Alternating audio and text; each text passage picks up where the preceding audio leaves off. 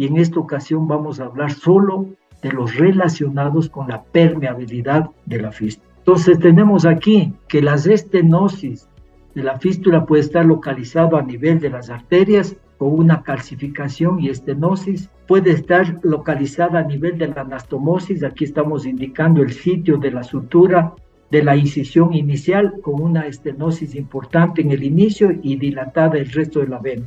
O puede haber estenosis venosas que lo han clasificado de esta manera, unas que están localizadas junto a la anastomosis, ¿no? Desde estas, vean cómo aquí está una hiperplasia muy intimal que está tapando más del 90% e inmediatamente tenemos la luz libre de 6 a 8 milímetros. Otras estenosis que pueden estar en el trayecto de la punción y que determinan inclusive aneurismas, otras que es un capítulo un poco olvidado y no muy bien investigado, las estenosis en el arco de la vena cefálica. Y por último, las estenosis centrales que se producen por el mal manejo de los catéteres parahemodiales. En cuanto al criterio de la funcionalidad de un acceso vascular, se habla del inflow y del outflow. El inflow es el encargado de dar el flujo en la vena, entonces está por una disfunción, puede darse por estenosis arteriales, por estenosis a nivel de la anastomosis arteriovenosa, que se observa generalmente en las primeras horas o los primeros días después de la confección del acceso vascular, y las estenosis yuxta anastomóticas. Todas estas son consideradas como el inflow. El outflow es el flujo que hay en la vena y puede estar disfuncional porque hay estenosis en el trayecto de la punción, estenosis en el arco de la vena cefálica o estenosis en los vasos centrales.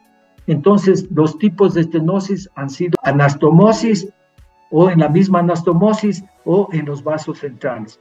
En esta conferencia vamos a hablar únicamente, porque ustedes ven qué extenso es esto, vamos a hablar únicamente de las estenosis localizadas en la vena yuxta anastomótica a nivel del trayecto de la punción y en el arco de la vena cefálica.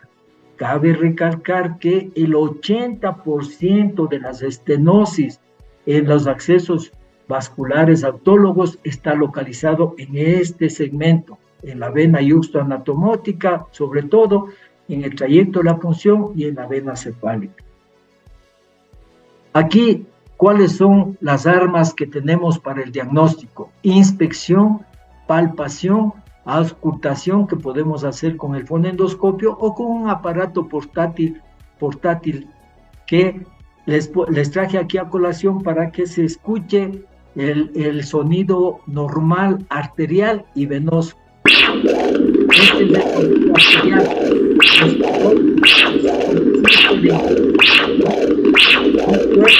Y alarma inmediatamente hacia adentro, es un viento, es un huracán, responde al flujo venoso. Eso es lo normal. Entonces aquí vemos el estudio ecográfico que es fundamental, tanto en el inicio para la confección de un acceso vascular como en los rescates donde nos da el diagnóstico. Asimismo, una arteria normal en la situación transversal, arteria radial. En la posición longitudinal del transductor vemos la arteria radial que se pigmenta completamente con un flujo trifásico. Vean la diferencia con una arteria calcificada o con signos de obstrucción. Aquí está, vean la diferencia, ya no se pigmenta completamente la arteria y los flujos, en vez de ser trifásicos, son monofásicos y no muy altos. Vamos a escuchar un audio de lo que es una arteria normal con los flujos trifásicos. Esa es una arteria normal escuchada con un doble color. Y esta es una arteria donde el flujo, el sonido inclusive es más opaco y las curvas casi planas. Indispensable esta evaluación para ver si es factible o no una reconstrucción de la fístula. ¿Cuáles son los objetivos de este tratamiento? Primero, corregir la estenosis, porque si no corregimos la estenosis, el siguiente paso es la trombosis. Cuando está la fístula con estenosis, todavía hay flujo, no hay daño del endotelio. El momento en que hay la trombosis, tenemos apenas 6 a 12 horas para hacer la reconstrucción de la fístula, porque caso contrario, el trombo empieza a destruir el endotelio y se produce una trombosis inmediata.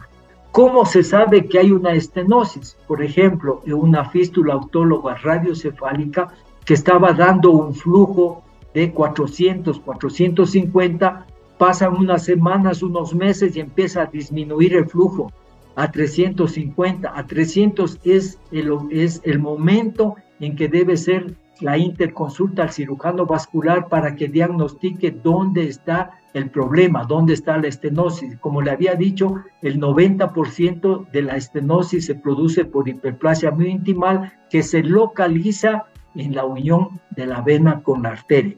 Entonces, el objetivo del tratamiento es corregir la estenosis para evitar, para prevenir la trombosis.